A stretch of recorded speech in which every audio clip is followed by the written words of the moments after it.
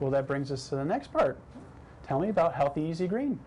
Healthy Easy Green started out way back about 7 or 8 years ago. I had started doing a television show in Vermont, and it was on all aspects of healthy living, and it had a name that I realized I couldn't use because someone else had been using it. So I called my daughter and I said, "What am I going to call this?" And she said, "Well, call it Healthy Easy Green because that's what you're doing." One of my goals is to keep things healthy, to keep things easy, keep it and simple. everything green, because it's not only the food that I want to share with people. I want to do the green, the environmental living aspect of This things. is a whole sociology, psychology part of it. Your environment. What is your environment? If you're trying to eat perfect and eat sprouts and drink your wheatgrass, but you're putting on garbage and toxins on your skin and living within plastics, and you have off-gassing, and you're living under electromagnetic wires, and you're not conscious of that, then you're kind of missing the point too. So it's a whole entire holistic thing. program. But the main point is easy. I like it easy. One of the things I love about Linda is no matter what she's doing and how she teaches you, it's so simple even I can figure it out. So thank you. Yay. I did my job. So we're at the part where people are getting ready to leave Hippocrates. They've gone through all this emotional change. They've done the program. They're all feeling fantastic. They're ready to go out there and face the world. This is where Linda comes in. And tell them about, okay, the first week, you're a new person just coming out of Hippocrates, you're coming home. How do you help them? Well, we try to help them before they leave, because usually once they get home, the first thing that happens to them is, boom, life hits them. And they're not having their juicer washed, they're not getting their dishes washed, they're not making, the people made food for them and pampered them and massaged them, and they're home. Oh my gosh, now it's me, I have to do this? So we try to give them as many tools before they leave, so that transformation or that move home will not be so traumatic.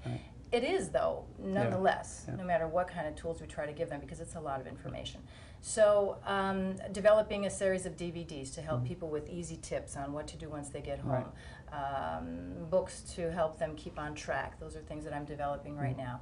You're doing a book right now, 21 Days, Simple Easy Things over 21 days? Exactly. Excellent. So that's something that's coming up, so keep in tune for that. But that's what we try to do. Plus, they can always call back. Right now, Hippocrates has a good support system over the internet. You can blog, the person who takes care of the blogs, you can ask questions on Facebook. So there's a lot more help right now.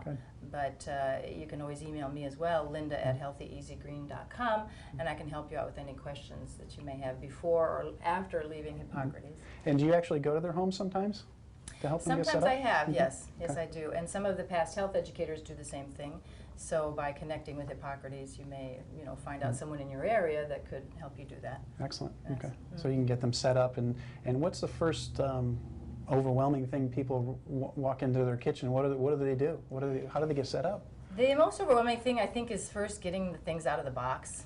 When you're buying things, get yourself a juicer, a good blender, and a dehydrator. Those are kind of the basics to get started. It's actually taking things out of the box, putting it on the counter, and playing with it. You may make a mistake, you may make a mistake, and you may not know how for the first time. How do you put this juicer back together? Just do it. Just do it. When I started using my dehydrator, I threw away a lot of food. Well, kind of. It went to the compost, but I would, instead of throwing it away, I would put it in a jar on the shelf, and that looks really good, but I don't like the taste, but it would stay there for a few months. Okay, it's all right, I can throw it away now. No one's going to miss it. So, there are some, and I suggest to everybody, write things down, because when you're in the kitchen inventing things, keep a journal.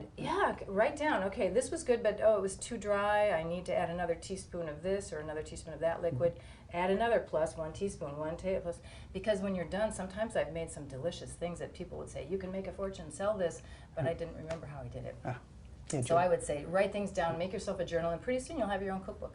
There you go. Yeah. And speaking of cookbooks, are you coming out with soon? Yes, recipe book actually. It's called a recipe book because we don't cook, but a non-cookbook. A non-cookbook. So yes, that's coming up. We started with one because we have Sean and I made a sprouting DVD. Which is a very successful DVD. We're really enjoying this. It is. It's teaching people simple, easy ways to sprout. It was fun. It was fun, and it's really fun and easy. which is my motto.